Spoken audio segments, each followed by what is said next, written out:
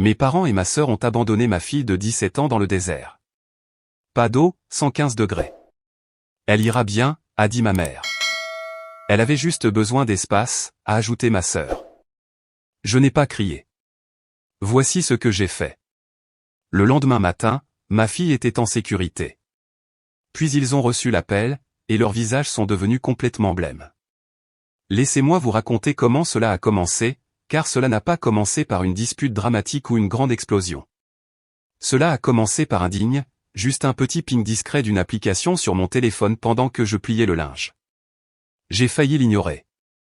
Je pensais que c'était une de ces mises à jour inutiles, du genre qui vous dit que votre enfant a fait 5 pas ou atteint son objectif de consommation d'eau. Mais ce n'était pas ça. C'était une alerte de batterie faible de la montre connectée d'urgence de ma fille, Allison. Elle a 17 ans, c'est une organisatrice, le genre de fille qui charge son téléphone à 72% juste au cas où. Alors, un signal GPS mourant de sa part? Ce n'était pas normal. C'était un signal d'alarme. J'ai d'abord essayé de l'appeler, directement sur sa messagerie vocale. Puis j'ai réessayé, et encore, et encore. Au 4e appel, mes mains étaient moites. Allison était en week-end avec mes parents et ma sœur, Claire. Ils avaient demandé à emmener les enfants en randonnée, une simple escapade en famille en Arizona. Les enfants de Claire, Mason et Chloé, y sont allés aussi. Allison, étant l'aînée à 17 ans, avait d'abord hésité.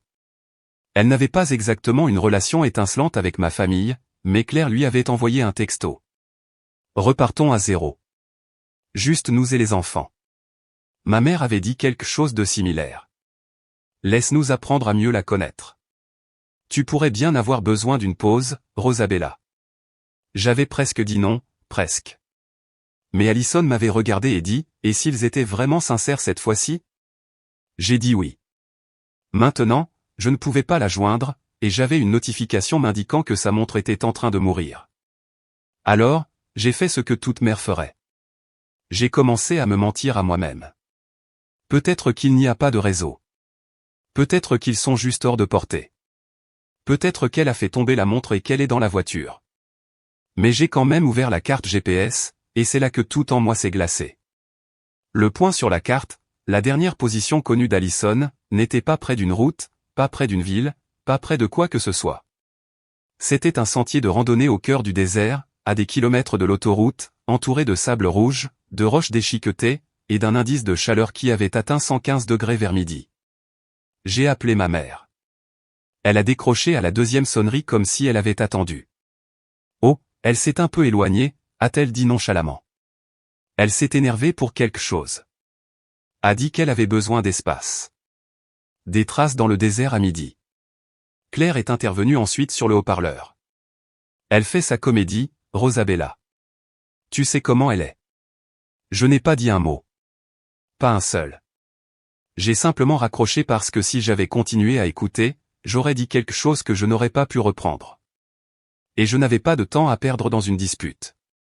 J'ai ouvert mon ordinateur portable, réservé le premier vol pour Flagstaff. Puis j'ai retrouvé un vieux numéro dans mon téléphone. Nous ne nous étions pas parlé depuis des années, mais il fut un temps, nous avions passé un long été à randonner ensemble dans les canyons. Lui en tant qu'instructeur de survie en milieu sauvage, moi en tant que mère surpréparée au bord de l'épuisement. Il a décroché après 2 sonneries. J'ai besoin de toi, ai-je dit. Il n'a pas demandé pourquoi, juste où. À l'aéroport, je me souviens à peine d'avoir passé la sécurité. Mes mains tremblaient encore, mais mon esprit non. Il y avait une sorte de clarté dans la panique, une concentration sombre et froide que je n'avais pas ressentie depuis l'accouchement ou peut-être depuis mon divorce. Le genre de concentration où l'on n'a pas le luxe de la rage. On bouge, on agit, on survit. Je la voyais sans cesse dans ma tête. Allison avec son ridicule chapeau de soleil, son sac d'appareil photo, sa bouteille de crème solaire indice 70. Je l'avais aidé à faire ses bagages il y a 2 jours. Je lui ai fait promettre de s'hydrater. Elle a levé les yeux au ciel. Je l'ai serrée 2 fois dans mes bras, dit je t'aime 3 fois comme une idiote qui pensait que cela la protégerait. Quand j'ai atterri, Louis attendait déjà près des jeeps de location avec de l'eau supplémentaire, une vieille carte de randonnée et une trousse de premier secours. Il m'a regardé et a dit, allons retrouver ta fille. Nous avons atteint le début du sentier 1 heure avant le coucher du soleil. Pas de voiture, pas d'autres randonneurs, juste un poste de garde forestier à environ 1 mile de là qui semblait abandonné. J'ai montré le tracker à Louis. Il a froncé les sourcils. Elle est bien loin du sentier principal, a-t-il dit. Si elle ne bouge pas, ce n'est pas bon signe. J'ai hoché la tête. Je ne pouvais pas parler parce que si j'ouvrais la bouche, j'allais soit vomir, soit crier. Nous avons marché. L'air semblait vouloir m'arracher la peau. Mes bottes se sont remplies de sable. Mon cœur battait à tout rompre dans mes oreilles. Nous sommes passés devant un lit de rivière asséché, un emballage de barres de céréales déchirées, puis une écharpe. L'écharpe d'Alison, attachée à un rocher comme un marqueur.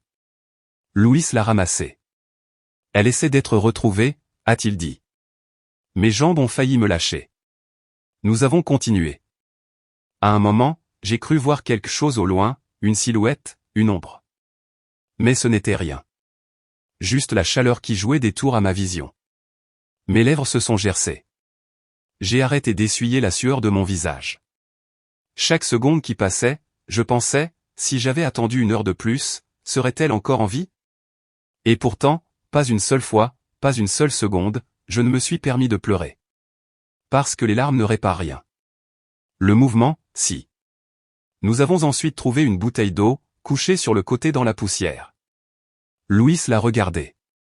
Encore chaude, a-t-il dit. Elle est proche. Nous avons grimpé sur une corniche rocheuse alors que le soleil devenait orange derrière nous. C'est là que je l'ai vue. Un éclair de mouvement sous un affleurement déchiqueté. Quelque chose de recroquevillé. J'ai couru avant que Louis ne puisse dire un mot. Et elle était là, Alison. Les yeux mi-clos, les lèvres sèches, la peau rouge, portant toujours ce stupide chapeau de soleil et vivante. À peine. Je suis tombé à genoux et l'ai prise dans mes bras. Son corps était chaud comme un poêle. Elle a murmuré quelque chose que j'ai à peine entendu. Quoi, ai-je demandé, en lui époussetant les joues. Ils ont pris mon sac, a-t-elle dit. Exprès. Je n'ai pas répondu. Pas encore. Parce que ce qu'elle a dit ensuite a fait se briser quelque chose en deux à l'intérieur de moi. Et cette partie de l'histoire n'a pas encore été racontée. Pas jusqu'à maintenant. Laissez-moi vous dire quelque chose sur ma famille. Nous ne pratiquons pas l'hostilité ouverte. Ce serait trop honnête. Nous pratiquons la cruauté polie. Nous pratiquons nous aimons tout le monde de la même manière avec un petit mais. Parlons de Claire un instant. Claire, ma sœur cadette, était l'élue, la bruyante, la pétillante. Elle pouvait rater un examen et recevoir un gâteau pour avoir fait de son mieux. J'ai eu un amant une fois et ma mère m'a demandé si j'étais distraite par les garçons. Ce n'était pas violent ou dramatique ou évident.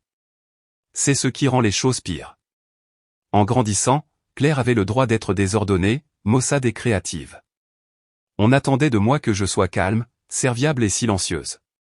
Quand Claire faisait une crise de colère à Thanksgiving, elle avait droit à un bain chaud et une cabane en couverture. Quand je pleurais, je gâchais l'ambiance. Et je les croyais. Pendant des années, j'ai vraiment cru qu'il y avait quelque chose qui n'allait pas chez moi. Quelque chose de trop ou de pas assez. Mais ensuite, j'ai eu Alison, et pour la première fois de ma vie, quelqu'un m'a regardé comme si j'étais le soleil. Alison n'était ni bruyante ni douce. Elle était vive, observatrice, un peu intimidante, si je suis honnête. Elle posait des questions difficiles à 5 ans et ne souriait pas juste parce qu'on le lui demandait. Elle me rappelait moi, mais en mieux. Mes parents n'ont jamais su quoi faire d'elle. Ils ont essayé à leur manière, lui ont acheté des stylos à paillettes et des pulls roses. Elle portait des sweats à capuche noire et mémorisait les lois de l'État juste au cas où. Alors, il souriait. Il l'incluait.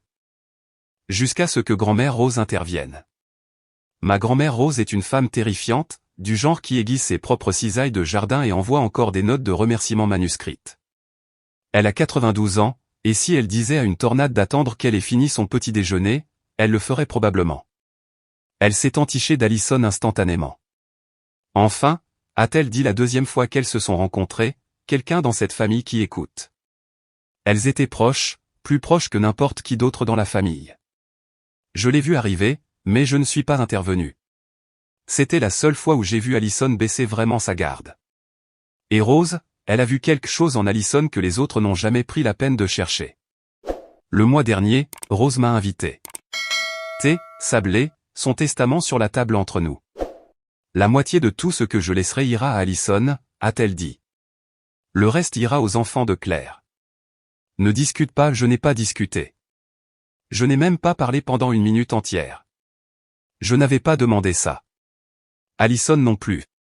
Mais je savais ce que cela signifierait, et je savais que ça allait mettre le feu à quelque chose. Claire l'a découvert 4 jours plus tard.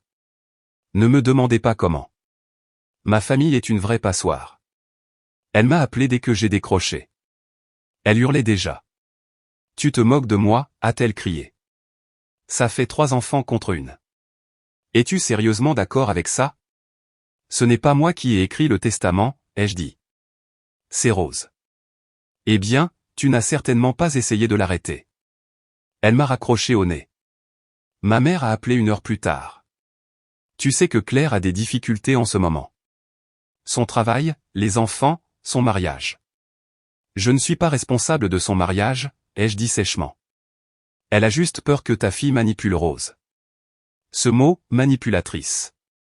Allison, qui a passé toute sa vie à scruter les expressions des gens pour déceler ce qu'ils ne disent pas. Allison, qui dit des choses comme « c'est bon » quand elle ne va clairement pas bien, juste pour éviter de mettre les gens mal à l'aise.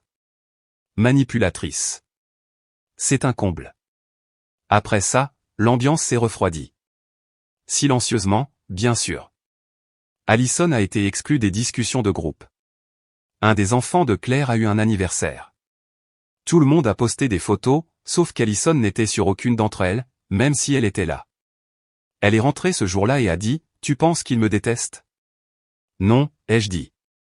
J'ai menti. Puis est venue l'invitation soudaine. Emmenons les enfants en Arizona, a dit ma mère au téléphone. Un petit voyage pour resserrer les liens. Sans pression. Juste Claire, les cousins, nous et Allison. J'ai demandé, pourquoi maintenant? Maman a dit, elle fait partie de la famille. Nous devrions tous essayer. Claire a envoyé un texto de suivi à Allison. Repartons à 0 pour de vrai cette fois. Allison a fixé son téléphone pendant un long moment. Puis elle a dit, et si cette fois c'était différent? J'aurais dû dire non, mais je voulais y croire aussi. Je l'ai aidé à faire ses bagages, lui ai fait vérifier 3 fois son chargeur, sa crème solaire, ses encas de secours, lui ai fait le sermon sur l'hydratation. Elle a levé les yeux au ciel. On dirait que je pars en randonnée seule dans la vallée de la mort, a-t-elle dit. Je n'ai pas ri. Avant qu'elle ne parte, je l'ai serré 2 fois dans mes bras, lui ai dit que je l'aimais 3 fois. Elle a de nouveau levé les yeux au ciel, mais elle a aussi souri un peu. Puis elle est partie.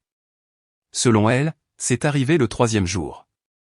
Il randonnait sur une crête aride quelque part à l'ouest de Flagstaff. Claire a dit, va prendre des photos près des rochers là-bas. On attend ici. Alors, elle l'a fait. Elle a marché devant, appareil photo à la main, excitée, confiante. Elle a dit qu'elle s'est retournée 10 minutes plus tard et que la voiture était partie. Au début, elle a pensé qu'ils avaient peut-être fait le tour pour la retrouver de l'autre côté. Puis elle a réalisé que son sac manquait. Pas son sac de jour, celui avec juste son téléphone, sa montre et son eau. Son sac principal, celui avec son chargeur de secours, sa balise GPS d'urgence, sa 2e bouteille d'eau, sa carte, son mélange de fruits secs, sa carte d'identité est disparue. Elle a attendu 2 heures avant d'arrêter d'attendre. Puis elle a écrit une note, l'a glissée dans sa chaussette au cas où. Mon nom est Allison. Ma famille m'a laissé. Le numéro de ma mère est dans mon sac d'appareil photo. S'il vous plaît, appelez-la. C'est ce qu'elle m'a dit à l'hôpital. Mais à ce moment-là, sur le rocher, son corps mou dans mes bras, elle a d'abord dit autre chose. Ils ont pris mon sac exprès. Et j'ai su que ce n'était pas juste de la négligence. Ce n'était pas juste eux étant négligents ou cruels. C'était un plan.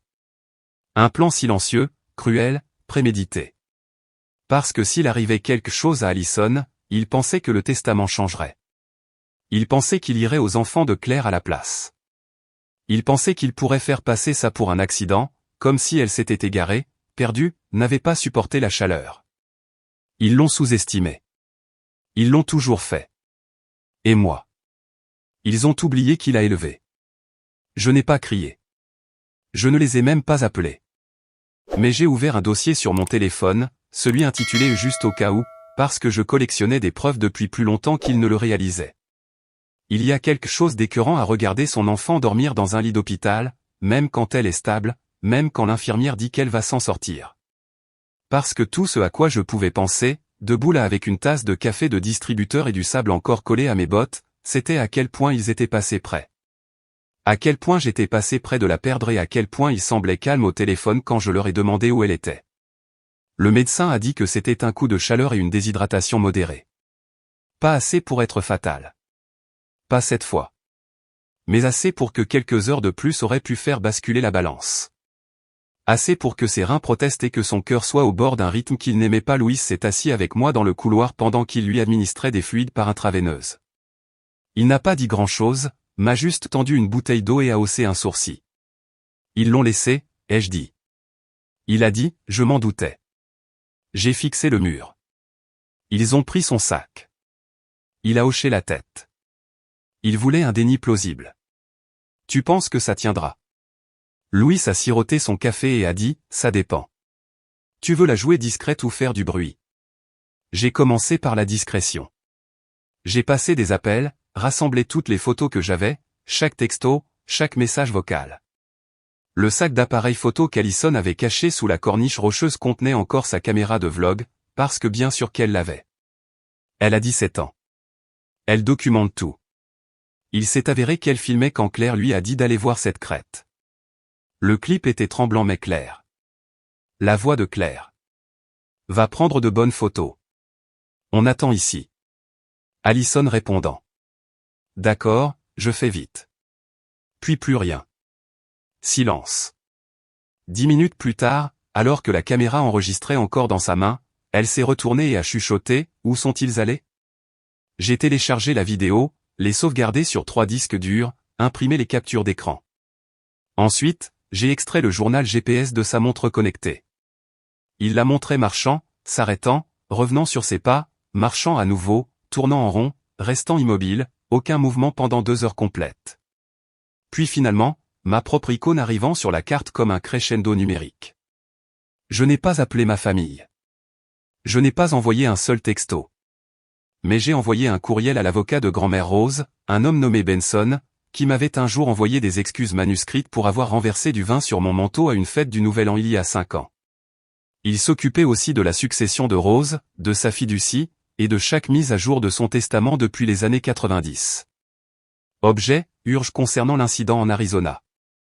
J'ai joint la vidéo, le journal GPS, le formulaire d'admission à l'hôpital d'Alison, une copie de la note qu'elle a laissée dans sa chaussette, une copie du texto de Claire invitant Alison au voyage. Je n'ai inclus aucun commentaire, juste des faits. Benson a répondu dans l'heure. Reçu. Rencontre avec Rose demain matin. Le deuxième appel que j'ai passé était au bureau du shérif local. Pas le 911, pas une ligne d'urgence frénétique, juste un appel calme à un petit poste de police près de Flagstaff. J'ai demandé le détective s'occupant des personnes disparues et des incidents sur les sentiers. J'ai tout expliqué en phrases courtes et sèches. Ont-ils signalé sa disparition? Non. Ont-ils quitté la région après sa disparition? Oui. Sont-ils jamais revenus la chercher? Non. Ai-je des raisons de croire qu'ils savaient qu'elle avait été laissée derrière? Oui, et je peux le prouver. L'officier en ligne, le détective Moreno, a écouté sans interrompre, puis a dit, pouvez-vous venir? Je suis hors de l'état, ai-je dit. Mais je peux tout télécharger, et je suis heureuse de déposer une déclaration sous serment. Il y a eu une longue pause. Puis il a dit, je vais vous envoyer un lien sécurisé. N'envoyez pas ça par courriel. Quand je suis retourné dans la chambre d'Alison, elle était réveillée, à peine. Elle m'a regardé avec des yeux fatigués et a dit, est-ce qu'ils viennent? Je me suis assise à côté d'elle et j'ai dit, pas à moins que ce ne soit avec des menottes. Elle m'a fait un petit sourire craquelé. Le lendemain, la voix d'Alison est revenue complètement. Son sarcasme aussi. Elle a demandé à l'infirmière si le liquide intraveineux comptait dans ses objectifs d'hydratation quotidiens. Quand elle a eu l'air mieux, elle a dit les mots que je ne m'étais pas permis de penser. Je ne pense pas qu'ils aient jamais eu l'intention de me ramener à la maison. Je ne l'ai pas nié. Elle m'a raconté toute l'histoire par morceaux. Comment ils se sont arrêtés pour faire le plein et Claire a sorti son sac d'urgence de la voiture par erreur. Comment Claire avait insisté pour qu'elle garde son téléphone principal éteint pour qu'il se charge plus vite. Comment on avait dit à ses cousins, Allison va retrouver une amie plus tard. On la récupérera sur le chemin du retour. Ils avaient scénarisé toute l'affaire. Je lui ai demandé si elle voulait les dénoncer elle-même. Elle a dit, non, je veux que tu le fasses. J'ai dit, bien, parce que je l'ai déjà fait.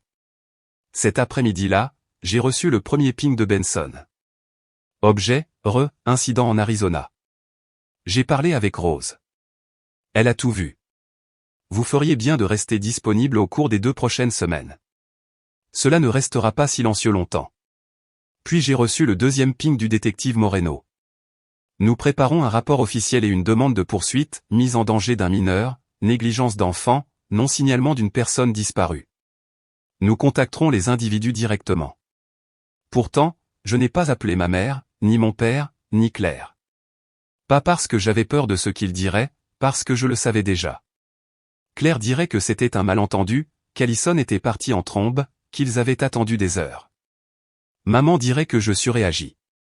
Papa ne dirait rien, puis m'enverrait un article sur la réconciliation familiale sans contexte. Je ne voulais pas de leurs mensonges. Je voulais leur silence. Et je voulais que d'autres personnes entendent la vérité avant qu'ils n'aient la chance de la déformer. Je n'ai rien posté publiquement, mais j'ai mis à jour mon dossier d'urgence, celui que Rose appelait autrefois le classeur des retombées familiales. Il avait maintenant un onglet intitulé E-désert. À l'intérieur, des copies de tout ce que j'avais envoyé à Benson et au shérif, une déclaration signée d'Allison, ses papiers de sortie d'hôpital, une seule phrase écrite de ma propre main. Ils l'ont laissée exprès parce qu'elle était sur leur chemin. La prochaine fois que je verrai mes parents, ils ne seraient pas seuls et ils ne souriraient pas. Il y a un silence particulier dans une famille où tout le monde attend de voir qui explosera en premier. C'est le genre de silence dans lequel je suis entré un dimanche après-midi au domaine de ma grand-mère. Le brunch était déjà en cours quand Allison et moi sommes arrivés. La table était pleine. Claire était assise à l'autre bout, trop calme. Mes parents faisaient semblant de beurrer des biscuits comme s'ils n'avaient pas laissé ma fille mourir dans le désert. Et grand-mère Rose? Elle se tenait près de la cheminée, une canne dans une main, une pile de papier dans l'autre. On pouvait entendre le tintement de l'argenterie, mais personne ne mangeait vraiment parce que tout le monde savait ce que c'était. Ils ne savaient juste pas à quel point ça allait mal tourner. Nous nous sommes assises à l'autre bout. Je n'ai embrassé personne. Je n'ai pas souri. Allison non plus. Claire nous a fait un sourire aux lèvres pincées, le genre qu'on fait à quelqu'un à un enterrement que l'on prétend ne pas avoir planifié. Puis elle s'est penchée sur la table et a chuchoté, « On peut parler après ça ?» J'ai dit, « Absolument pas. » Grand-mère Rose s'est raclé la gorge. Tout le monde s'est tu. Cette femme a plus de 90 ans, remarquez, mais quand elle veut qu'une pièce devienne silencieuse, elle le devient. Elle nous a regardés un par un comme si elle calculait la quantité d'oxygène que nous valions. Puis elle a dit calmement, « Merci à tous d'être venus. J'ai une annonce à faire concernant ma succession. » On pouvait le sentir, la tension. Le visage entier de Claire s'est crispé comme un élastique tendu à son point de rupture. Ma mère s'est redressée. Mon père a arrêté de mâcher. Allison, à son crédit, n'a pas scié. Grand-mère Rose a continué, « Certains d'entre vous m'ont profondément déçu. Vous avez essayé de blesser ce que j'aime pour préserver ce que vous croyez vous être dû. Vous ne réussirez pas. » Claire a ouvert la bouche. Ma mère lui a touché le poignet comme pour l'avertir de ne pas aggraver les choses. Puis Rose a levé les papiers dans sa main. Avec effet immédiat, ma succession sera héritée en totalité par une seule personne. Mon père a chuchoté, « Allison ? C'est de la folie. » Ma mère avait l'air d'avoir avalé une épingle. Claire. Claire a explosé. Elle te manipule, a-t-elle lâché.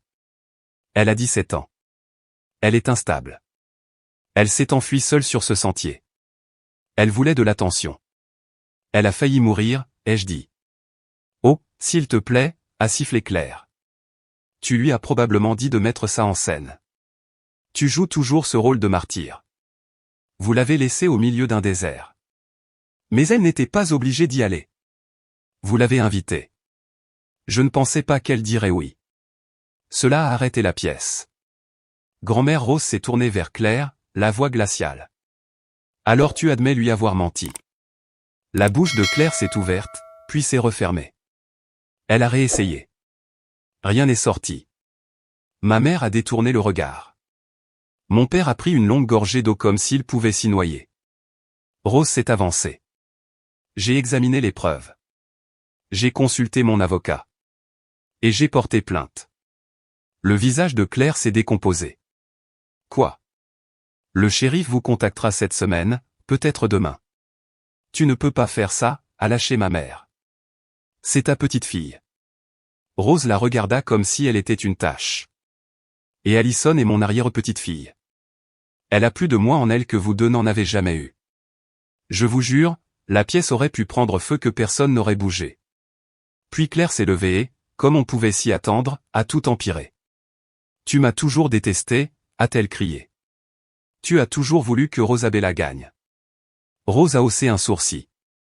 Tu penses qu'il s'agit de Rosabella? Claire s'est tournée vers moi. C'est toi qui l'as montée contre nous. J'ai souri pour la première fois de la journée. Non, ai-je dit. C'est toi qui l'as fait. Je me suis juste assuré que les gens le voient. La semaine suivante, des accusations formelles ont été déposées. Mise en danger d'un mineur, négligence, non-signalement d'une personne disparue, tentative de fraude, ingérence en matière de succession. Mes parents ont engagé un avocat. Claire a engagé un agent de publicité. La discussion de groupe est morte. L'invitation de Noël a été discrètement annulée. Allison a reçu une lettre manuscrite de Claire qui commençait par « Je ne voulais pas que ça aille si loin ». Elle se terminait par « S'il te plaît, ne ruine pas toute la famille pour ça ». Allison n'a pas répondu. Elle l'a pliée en deux, puis l'a mise dans le destructeur de documents. Les gens aiment dire que la famille, c'est tout. Mais voici la vérité qu'ils omettent, toutes les familles ne sont pas bonnes. Certaines personnes se trouvent juste partager votre sang. Et parfois, ce qu'elles méritent, c'est de la distance. La dernière fois que j'ai vu ma mère, elle a essayé de me coincer sur le parking d'une épicerie. Elle a demandé, « Veux-tu vraiment tout détruire pour un malentendu ?» J'ai dit, « Vous avez laissé ma fille dans le désert. » Elle a cligné des yeux, puis a dit, « Eh bien, elle va bien maintenant, n'est-ce pas ?» Je n'ai pas répondu. Je me suis juste retourné et je suis parti. Quelques mois plus tard, Allison a commencé une thérapie. Pas parce que je l'y est forcé, mais parce qu'elle le voulait. Elle a dit, « J'ai besoin d'en parler dans un endroit où je n'ai pas à te protéger. » J'ai dit, « C'est juste. » Elle est toujours silencieuse, toujours vive, toujours sarcastique. Mais parfois je la surprends à rire de nouveau devant des vidéos, à dormir la porte ouverte, à laisser des tasses sur le comptoir comme si elle savait qu'elle est en sécurité ici. Quant à nous, nous n'allons plus aux fêtes de famille. Nous allons plutôt faire de la randonnée, ensemble. Nous emportons trop d'eau, trop de chargeurs de secours, et un sifflet qu'Allison aime utiliser sans raison juste pour m'énerver. Et je la laisse faire. Parce que chaque fois qu'elle le fait, je sais qu'elle est toujours là. Il la voulait partie. Maintenant, ce sont eux qui ont disparu. 9 mois plus tard, nous étions de retour en Arizona. Pas pour une randonnée cette fois, pour le procès. Mes parents et Claire ont été accusés de mise en danger d'un mineur, de négligence, de non-signalement d'une personne disparue, de complot en vue d'interférer avec une fiducie légale, et oui, de tentative d'homicide involontaire. Parce qu'une fois que toute l'histoire a été révélée et le sac manquant, la montre déchargée, la température qui monte, il n'y avait plus de malentendu derrière lequel se cacher. Allison a témoigné. Elle se tenait là, calme, les yeux pâles comme du silex, et a dit, « Je ne pense pas qu'ils se souciaient que je m'en sorte. Je pense qu'ils espéraient que non. » J'ai aussi fait ma déposition. Brève, contrôlée, juste les faits. Et puis la sentence est tombée. Claire, 9 ans, sans libération conditionnelle pendant les 5 premières années. Mes parents, 6 ans chacun. Le juge a dit que ce n'était pas de la négligence. C'était un acte d'abandon coordonné avec un mobile financier. Et que sans la résilience de la victime et l'action rapide de sa mère, ce serait un cas d'homicide. Nous sommes sortis de cette salle d'audience en plein jour. Allison a pris une profonde inspiration, n'a rien dit. Elle n'en avait pas besoin. Certaines victoires sont bruyantes, d'autres sont silencieuses. Celle-ci, elle était permanente. Alors maintenant je vous le demande, suis-je allé trop loin ou pas assez? Dites-le moi dans les commentaires. Et si vous voulez plus d'histoires comme celle-ci, abonnez-vous, parce que parfois la justice est belle et bien rendue, et parfois, c'est personnel.